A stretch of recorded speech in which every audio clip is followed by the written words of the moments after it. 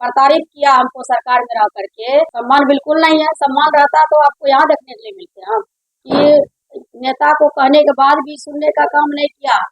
नमस्कार, आप देख रहे हैं दर्श न्यूज। मैं हूं दिव्यांशु।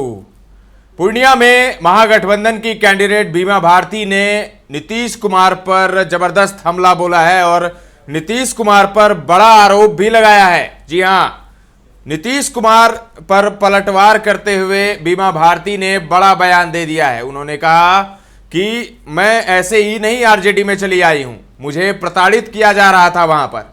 साथ ही उन्होंने कहा कि यहां पर आकर मुझे जो सम्मान मिला है वो वहां नहीं मिल रहा था। साथ ही उन्होंने मंत्री पद को लेकर जब उनसे पूछा गया कि आपको तो मंत्री बनाया नीतीश ने, तो उन्होंने कहा कि जब मेरी जरूरत थी तब नीतीश कुमार ने मुझे 6 महीने साल भर के लिए मंत्री बनाया, लेकिन धमदाहा से जो विधायक हैं लेसी सिंह, उनको उन्होंने 5 साल तक के लिए मंत्री बनाया। तो लेसी सिंह और बीमा भारती के बीच में जो अदावत चल रही थी, जिसका नतीजा ये हुआ कि बीमा भारती आज आरजेडी के पाले में है, आरजेडी के साथ है। रुपौली से जेडीयू के टिकट पर लड़ी थी, जीती भी, लेकिन अब आरजेडी के साथ हैं और आरजेडी ने उन्हें टिकट भी दिया है लोकसभा का। और पूर्णिया का जो चुनावी रण है वो त्रिकोणीय हो गया है। बीमा भारती आरजेडी की तरफ से यानी महागठबंधन की तरफ से, कल आपने देखा था कि रैली में किस तरीके से पहुंचे थे सभी लोग वहां पर कांग्रेस के। सबसे पहले हम आपको बीमा भारती का बयान सुनाते हैं, किस तरीके से उन्होंने नीतीश कुमार पर हमला बोला है। साथ ही पप्पू यादव को उन्होंने बीजेपी का एजेंट कह दिया है। जी हां, बड़ा बयान आज बीमा भारती ने दिया है और इसीलिए हम चाहते हैं कि सबसे पहले आप बीमा भारती का वो बयान सुने। उससे भी सवाल पूछिए ना, कभी बीजेपी में तो कभी आरजेडी में, क्या अलट पलट कर रहे पलटू बने, उस पर भी तो सवाल उठता है। विधायक वही बनाया हमको, निर्दलीय सब जीत के गए, उसको पता होना चाहिए। 2000 ईस्वी में हम निर्दलीय से चुनाव करके जिता करके जनता ने मुझे भेजने का काम किया। रुपौली का कह रहे थे कि मंत्री बनवा के क्या क्या बनाना मंत्री जो है कि जब चुनाव था काम करता था कि हाँ एमपी का चुनाव आया साल भर के लिए बनाता था, कहा ने कंटिन्यू बनाया। जैसे बना के रखा है दमदा का जो विधायक है, उसको जो बना करके जो मंत्री बनाए हैं 5 साल के लिए बना दिया। हम अति पिछड़ा के बेटी थे इसीलिए साल भर के लिए काम लेने के लिए, काम जब आएगा तब मंत्री बनाएंगे, काम नहीं तो कोई भी भारती को पूछने वाला नहीं है, क्योंकि अति पिछड़ा के बेटी है इसीलिए।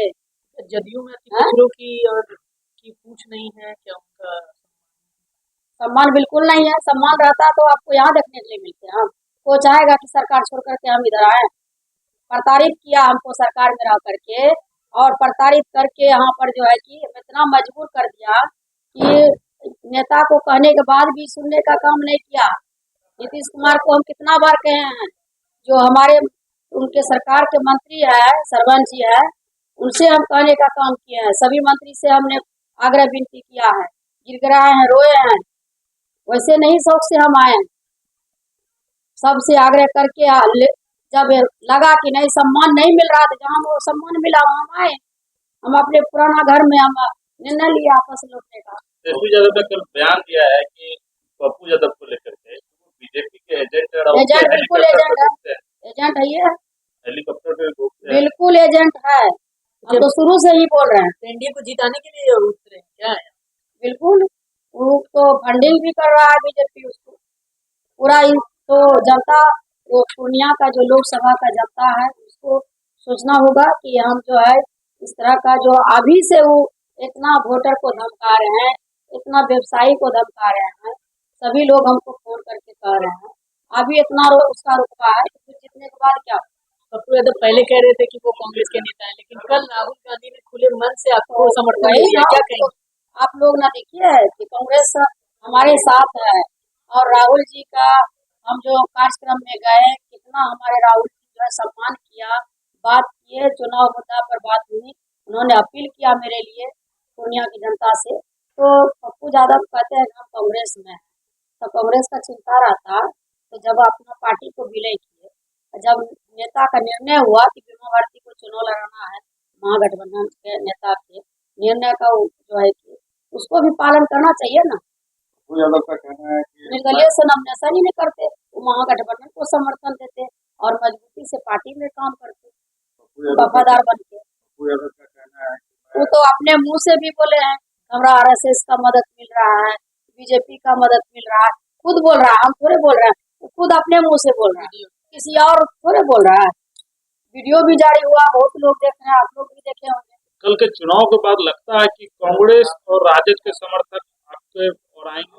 बिल्कुल आएंगे, क्यों नहीं आएंगे। हमारे जो है जनता है समझ चुका है, और हमारे जनता समझदार है, मतदाता समझदार है कि कहाँ वोट करना है। और जितने भी हमारे पूर्णिया की जनता है उनसे भी हम अपील करते हैं, एक एक वोट आप क्रमांक संख्या 2 पर लालटेन छाप पर वोट देने का काम करें, क्योंकि अति पिछड़ा के बेटी है, एक गरीब गुरबा की बेटी है। तो मैं यही आग्रह करेंगे सबसे कि मुझे यहाँ से आप जिता करके लोकसभा भेजें, ताकि हम पूर्णिया का विकास कर सकें। जिस तरह से हमने रुपौली में विकास किया है, उसी तरह से पूर्णिया का विकास करेंगे। तो लालू यादव भी आ रहे हैं प्रचार में, आपको पता चल रहा है? बिल्कुल आएंगे, हमारे भाई जो है कि कल आदरणीय तेजस्वी यादव जी वो भी कल आएंगे, यहाँ रुकेंगे, 2 दिन का कार्यक्रम है। हाँ, उनका भी आने का है, क्योंकि तबीयत भी खराब रहता है, तो फिर भी मेरे प्रचार में वो आएंगे। लालू यादव जी का फोन भी आ रहा है, क्या कुछ बात हुई? मेरे साथ आने वाले लालू यादव से आपके फोन पे बातचीत हुई, आने वाले सभी लोग आ रहे हैं, नेता हमारे जो है महागठबंधन का सब लोग आ रहे हैं, हमारे दल का आ रहे हैं, महागठबंधन के हमारे जो प्रदेश अध्यक्ष है कांग्रेस का अखिलेश सिंह, जो राज्यसभा का सांसद है, वो भी आएंगे प्रचार में। क्या लग रहा है इस बार का जो चुनाव का जो मुद्दा है, स्थानीय मुद्दा बहुत ज्यादा यहाँ से मौका मिलेगा, जनता का स्नेह प्यार मिलेगा तो जरूर इसको निदान करने का मेरा भरपूर प्रयास रहेगा, और खास करके महिला होने के नाते ज्यादा हम लोग काम करेंगे। जैसे रुपौली में काम किए उसी तरह से यहाँ भी काम करेंगे। सामने प्रतिद्वंदी कौन लग रहा है? प्रतिद्वंदी कोई नहीं। तो आपने सुना बीमा भारती को नीतीश कुमार पर जमकर हमला बोला है, पप्पू यादव को एजेंट बता दिया है बीजेपी का। और पूर्णिया का जो मिजाज है इस वक्त बहुत ही पारा, वहां पर सियासी पारा चढ़ा हुआ है, क्योंकि पप्पू यादव निर्दलीय वहां से खड़े हैं, एनडीए की तरफ से संतोष कुशवाहा हैं जो वर्तमान में सांसद भी हैं, और आरजेडी ने बीमा भारती को खड़ा किया है। तो मुकाबला त्रिकोणीय है, और पप्पू यादव ने निश्चित तौर पर चाहे जेडीयू हो चाहे आरजेडी हो, दोनों की टेंशन बढ़ा दी है। और अब चुनाव का जो बिगुल है वो जो जिस तरीके से बजा है, और इसके बाद जो सियासी घटनाक्रम हुए हैं उससे कहीं ना कहीं दोनों की टेंशन बढ़ती हुई दिख रही है, आरजेडी की भी और जेडीयू की भी। तो अब देखना बड़ा दिलचस्प होगा कि पूर्णिया में त्रिकोणीय लड़ाई में जीत आखिर किसकी होगी। क्या पप्पू यादव को गोलबंद होकर मुसलमान और यादव वोट करेंगे आरजेडी को छोड़कर, या फिर दोनों में बटेगा, तब तो संतोष कुशवाहा की जीत हो जाएगी। तो देखिए आने वाले समय में क्या होता है। इस वक्त पूर्णिया का सियासी रंग जो है वो पूरा चढ़ा हुआ है, एकदम ये कह दीजिए कि कांटे की टक्कर है।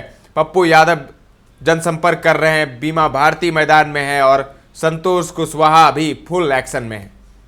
तमाम अपडेट्स आपको देते रहेंगे, बने रहें दर्श न्यूज के साथ।